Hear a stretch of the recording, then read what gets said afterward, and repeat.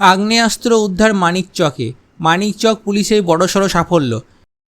আগ্নেয়াস্ত্র ও গুলিসহ এক ব্যক্তিকে গ্রেপ্তার করল মানিকচক থানার পুলিশ। গোপন সূত্রে খবর পেয়ে সোমবার রাতে মানিকচক থানার শেখপুরা মোড় এলাকায় পুলিশের দল অভিযান চালায়। সেখান থেকে এক ব্যক্তিকে গ্রেপ্তার করে পুলিশ। পুলিশ সূত্রে জানা গেছে, ধৃত ব্যক্তির নাম শেখ রাজু। ধৃত শেখপুরা এলাকার বাসিন্দা। ধৃতের কাছ থেকে পুলিশ উদ্ধার করেছে একটি পাইপ গান ও 2 রাউন্ড গুলি।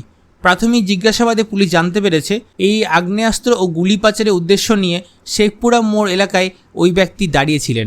তবে পাচারের আগেই পুলিশের হাতে ধরা পড়ে ওই ব্যক্তি। মঙ্গলবার ধৃতকে মালদা জেলা আদালতে পাঠালো মানিকচক থানার পুলিশ। পাশাপাশি এই চক্রে আরও কারা কারা যুক্ত রয়েছে তাদের চিহ্নিত করতে তদন্ত শুরু করেছে পুলিশ। পুরো ঘটনা তদন্তে মানিকচক থানার পুলিশ। মালদা থেকে রবিউল ইসলামের রিপোর্ট, নিউজ প্রাইম টাইমস। খেলা থেকে বিনোদন, রাজনীতি থেকে ভ্রমণ, সব রকমের খবর দেখতে চোখ রাখুন নিউজ প্রাইম টাইমসের ফেসবুক পেজ, ইনস্টাগ্রাম এবং ইউটিউব চ্যানেলে।